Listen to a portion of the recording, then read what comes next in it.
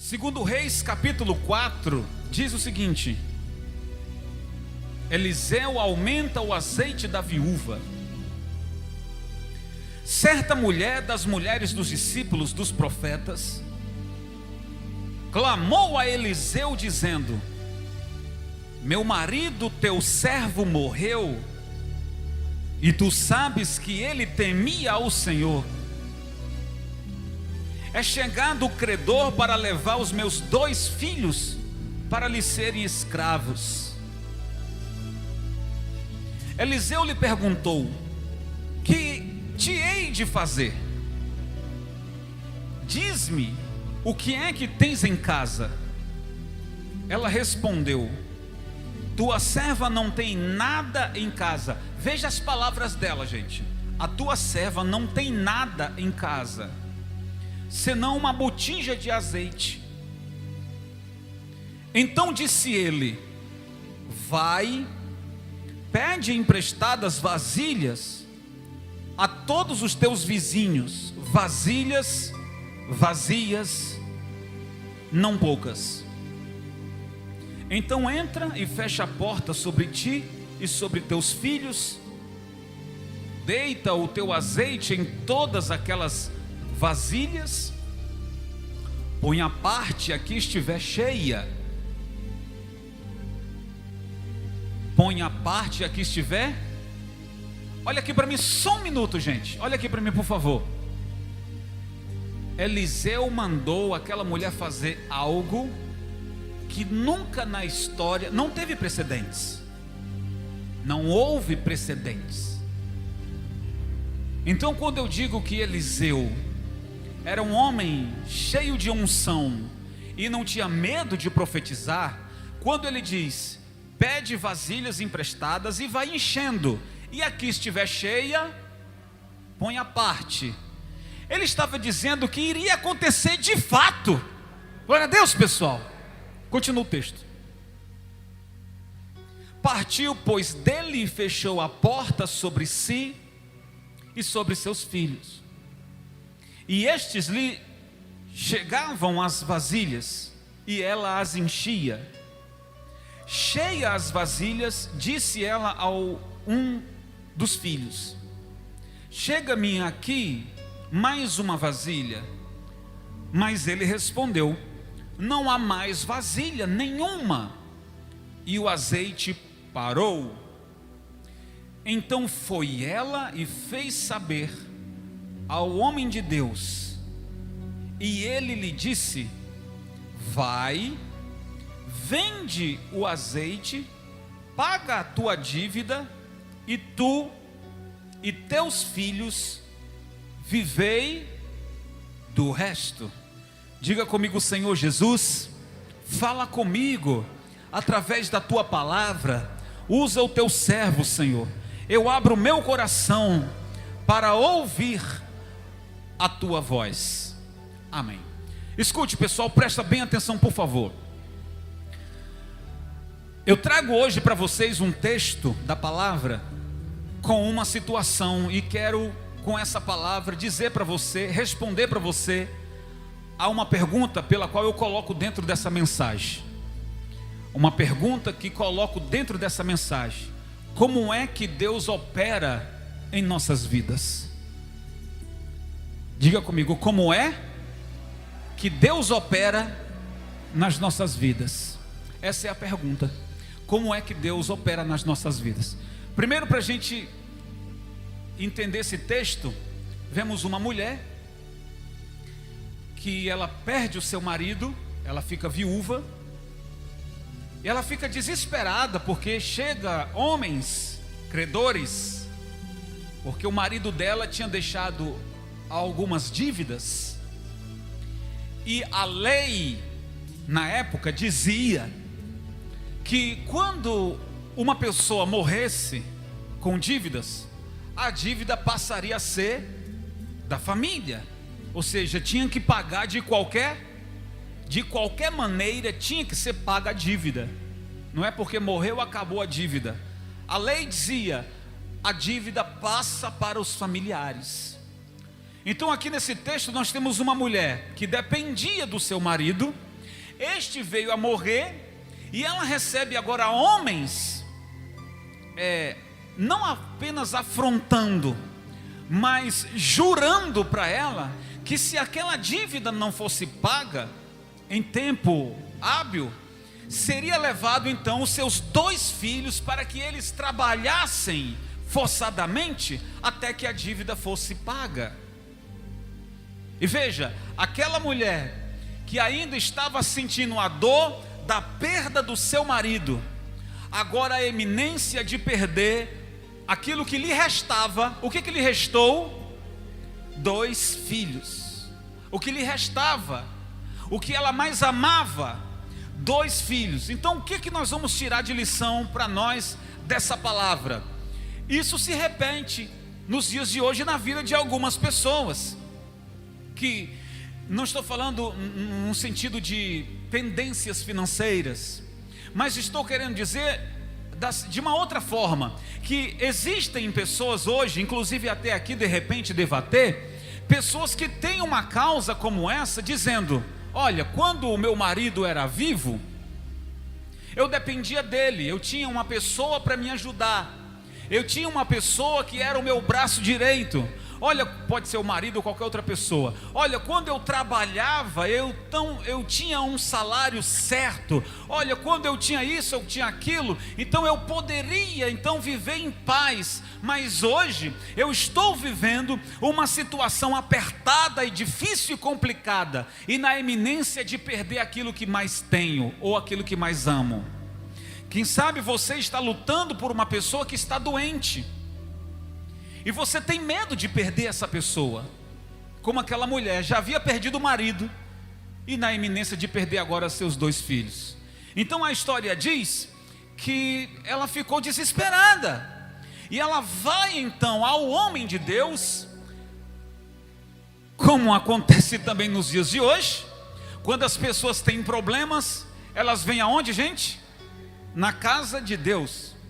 Desculpe-me usar o termo assim, a casa de Deus é um lugar para adorar, é um lugar para buscar, mas também um lugar para buscar socorro. Repito, a igreja é um lugar de adoração, a igreja é um lugar de oferecer a Deus as nossas adorações e louvores, mas também é um lugar de socorro. Glória a Deus, gente.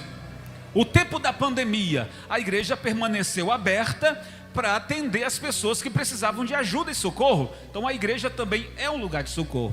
Então aquela mulher ficou desesperada, e ela vai até o profeta, e ela diz com essas palavras: olha, profeta, eu estou aqui, o meu problema é o seguinte, o meu marido, o senhor deve conhecer, o meu marido que participava da escola dos profetas, ele morreu, o senhor sabe, conheceu ele, ele era servo do Senhor, ele veio a falecer. Agora estou com um problema, porque os credores estão para levar os meus 2 filhos, e eu estou aflita, estou desesperada. Aí o profeta olha para ela como homem. Escute, gente, primeiro, sempre assim, diante das questões impossíveis, como ser humano, a gente sempre se coloca no lugar da pessoa. Ele diz: o que eu vou fazer por você? Que hei de fazer por ti? Eu vou repetir, você talvez não deva ter entendido. Quando a gente está, por exemplo, pronto, quando eu estou aqui na igreja e que eu atendo as pessoas que estão com problemas, a primeira coisa que eu faço é me colocar no lugar dela. E olha Eliseu dizendo, não é que ele deixou ali de ser homem de Deus, ele era um profeta, mas era um ser humano. E ele diz: o que eu posso fazer por ti? Foi apenas uma pergunta. E ele diz o seguinte: diz-me, o que você tem em casa? Não foi assim a segunda pergunta? A primeira foi: o que eu posso fazer? A segunda pergunta: diz-me o que você tem em casa. O nervosismo, o medo daquela mulher era tão grande que o texto que lemos que diz assim: tua serva não tem. Você já conhece essa frase: tua serva não tem, mas tinha. Pega isso aqui, ó. A pessoa está tão desesperada, com medo de, ela estava com medo de perder os dois. Pronto, já começa, ela já tinha 2 filhos. Mas o desespero de perdê-los era tão grande que ela esqueceu que ela tinha uma casa. Ela não tinha uma casa? Tinha. O desespero de perder os 2 filhos era maior, que ela tinha vizinhos. Ou não tinha vizinhos? Ela não pediu lá vasilhas emprestadas? Ela tinha vizinhos. Ela tinha uma botija. Ela tinha o profeta. E ela esqueceu que também tinha quem? Um Deus. Estou pregando essa mensagem para você, talvez como você nunca ouviu. Às vezes bate na pessoa um desespero, quando a ameaça iminente bate à porta, e ela tem medo de perder aquilo que mais ama, que ela esquece as outras coisas que também são importantes que ela tem. E vou dizer para você, uma pessoa que leva as mãos na cabeça e diz assim: e agora? O que é que eu vou fazer? Quantos de nós já fizemos isso? E inconscientemente, quando falamos isso, esquecemos que temos quem, gente? Um Deus poderoso. Então que pergunta é essa? E agora, o que é que eu vou fazer? A resposta é óbvia: eu vou clamar a Deus, eu vou buscar socorro de Deus, eu vou bater na porta de Deus. Ela vai até o profeta, mas meio que cega espiritualmente, porque o medo dos homens levar os seus 2 filhos era maior. Sabe uma pessoa que fica cega diante de uma situação que ela não consegue ver ao seu redor as coisas que ela tem ou o que está acontecendo, porque ela ficou cega, apenas obstinada naquele objetivo, e esqueceu os outros. Ela tinha uma casa, poderia vender a casa e pagar a dívida, sim ou não, gente? Sim. E não, os filhos não ter que serem levados forçados. Poderia os vizinhos se juntar? Estamos falando de vizinhos que se importam. Estou falando de vizinhos que são amigos de verdade, que podem pelo menos fazer algo dentro da sua condição. Estamos falando de vizinhos que são amigos. Não podemos dizer que todos são. Estamos falando que ela poderia dizer assim: olha, ô profeta, eu estou diante dessa situação, mas eu vim aqui porque tu és um profeta, homem de... E se o Senhor me der uma direção, orar por mim, essa minha situação poderá ser resolvida.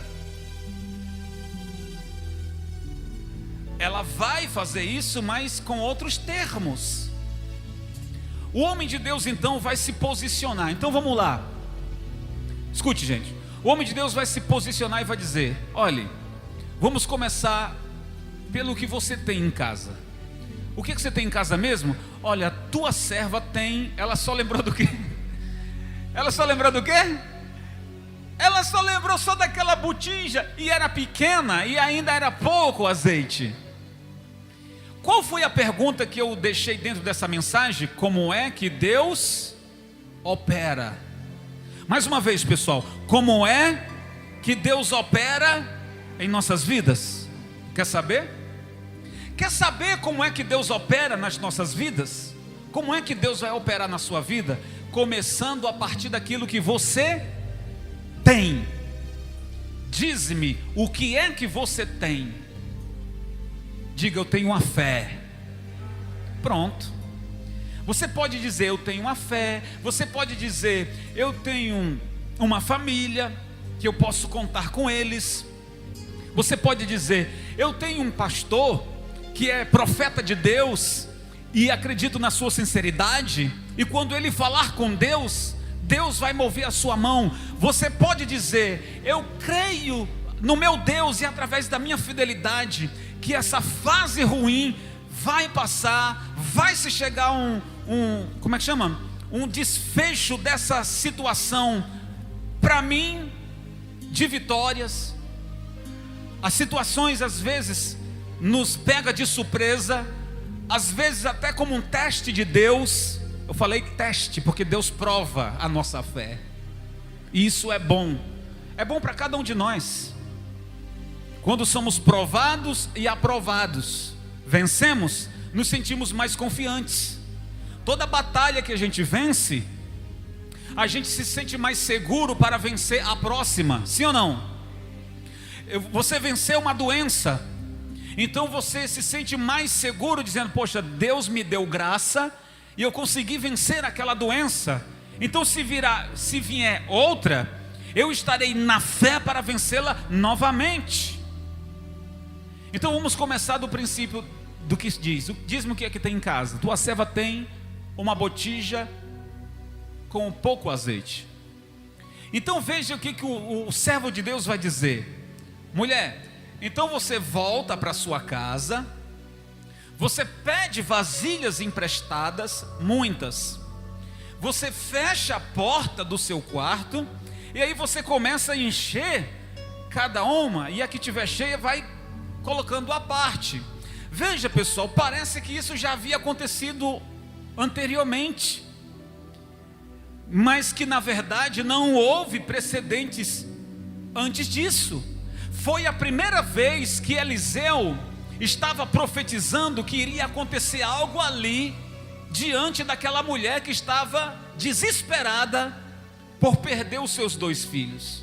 Ele tinha certeza que o azeite iria multiplicar. É forte, ou não é? Mulher, vai lá, porque eu sei da fé do seu marido. O marido dela tinha morrido, mas era um homem de Deus, estava na fé. Vai lá, porque eu vi o seu marido servindo a Deus, eu o conheci. Você é uma mulher de Deus, veio diante do profeta, e eu estou dizendo que você vai encher as botijas, e elas serão cheias. Você vai ver. Olha o que eu vou soltar para você agora. Pega isso aqui, por favor. Deus vai começar a operar na nossa vida dentro da nossa dificuldade. Glória a Deus, pessoal. Deus não vai operar quando o vento estiver ao nosso favor. Deus vai operar dentro da nossa adversidade. O início onde Deus vai começar a operar é dentro da nossa luta. Glória a Deus, pessoal. Deus não vai operar quando as coisas estão dando certo, por sorte. Deus vai operar quando nós estivermos fragilizados. Deus vai operar quando estamos fracos. Deus vai operar quando não temos mais condições. Deus chega para mostrar para nós, para nos surpreender, dizendo que Ele é Deus dentro desta tua situação ruim. Deus chega na hora exata e diz: meu filho, estou lembrando das palavras de Davi, o Salmo 120, ele diz: eu clamei ao Senhor e Ele me ouviu. Eu estava aflito, eu clamei ao Senhor, eu clamei por socorro ao meu Deus, e Ele se inclinou para mim e ouviu o meu clamor. Como é que Deus opera, gente? Deus opera dentro do nosso sofrimento. Aquele sofrimento ou aquela questão que você se achou impotente, aquele problema, aquela situação que você se sentiu menor, aonde você olhou e diz assim: já perdi aquela mulher, já perdi meu marido, agora vou perder meus 2 filhos. Estava escrito. Vou perder? Mas Deus surpreendeu. Ela volta para casa, ela chama os filhos e ela faz do jeito que o profeta diz. Ela pede vasilhas dos vizinhos. Então está aí o termo que eu estou aplicando mais uma vez. Diz-me o que é que você tem. E ela disse, a primeira resposta, não tenho nada. Era mentira, ela tinha casa, ela tinha vizinhos, ela tinha 2 filhos, ela tinha o profeta, ela tinha Deus.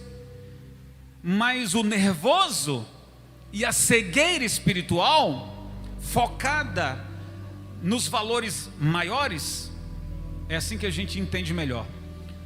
Sua visão estava voltada para valores maiores pessoais, filhos, porque a família, os filhos, está em vantagem, é maior do que a casa.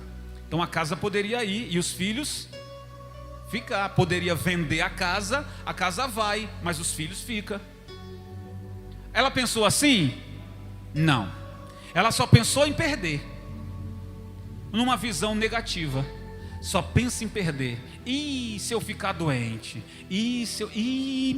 Meu Deus, e se eu ficar doente? Como é que eu vou botar comida dentro dessa casa? E se eu ficar doente? Meu Deus, e se eu for para o hospital? E se eu ficar doente, como é que vai ser?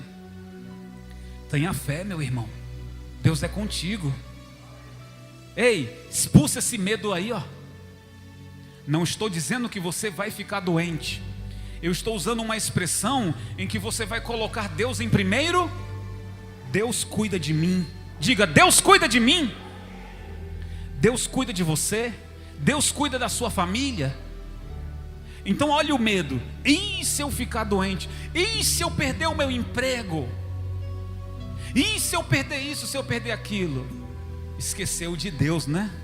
Esqueceu de Deus. Esqueceu da sua família que te ama.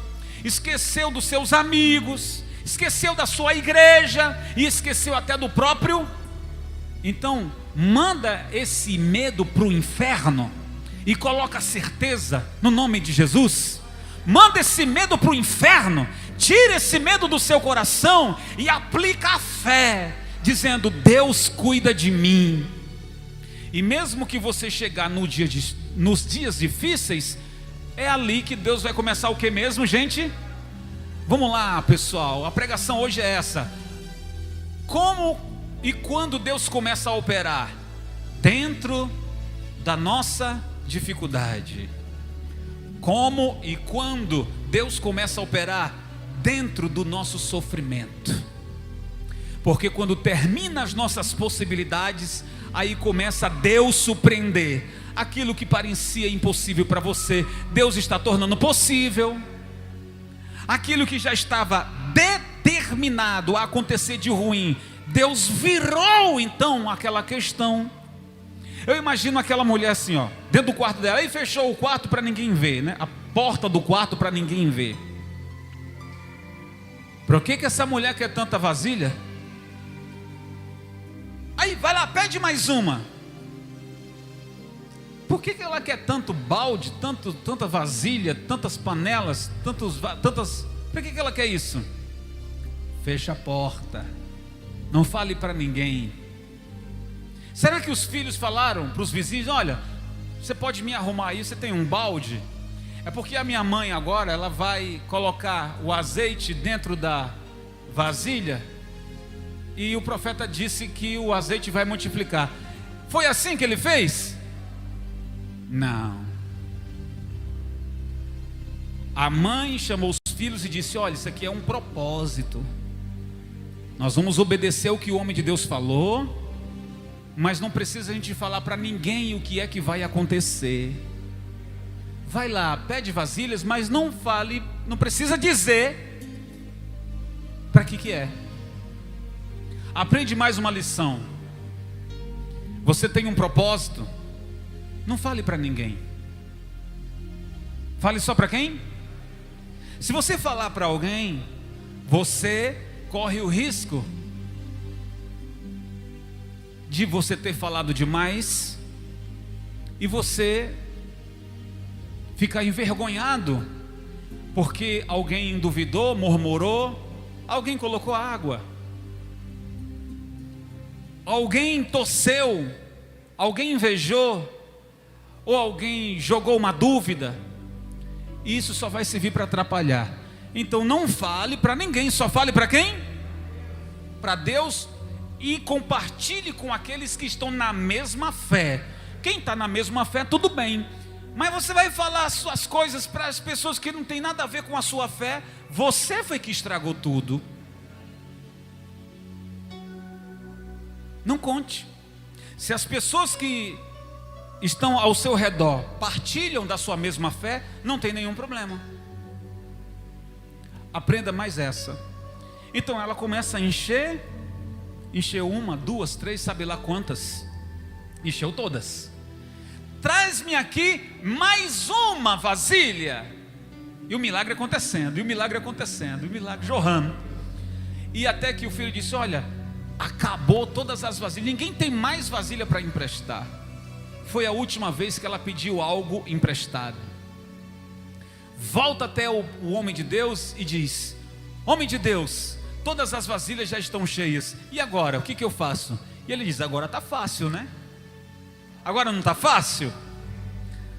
Vai, vende, paga a dívida, e tu e teus filhos vivam do resto. Coloca um negócio, coloca uma banca de fruta,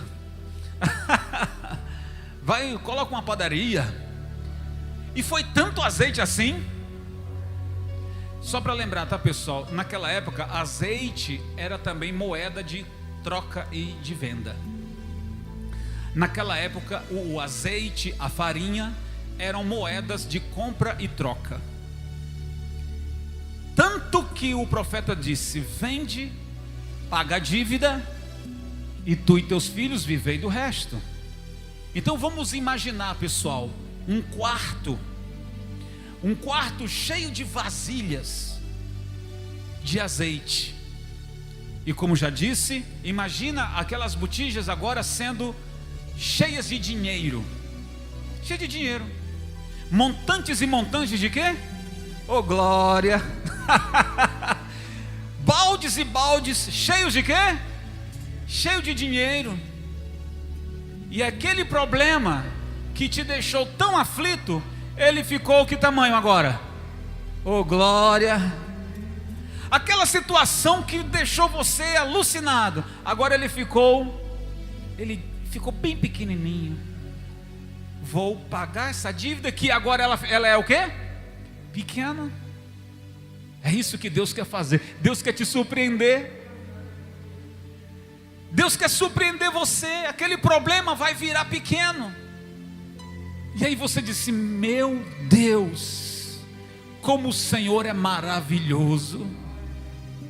Eu pensei que ia perder o meu familiar para essa doença, mas o Senhor fez essa doença ficar o quê? Pequena. Eu pensei que iria perder o meu apartamento, a minha casa, por causa da dívida, mas o Senhor fez a dívida ficar o quê? Pequena.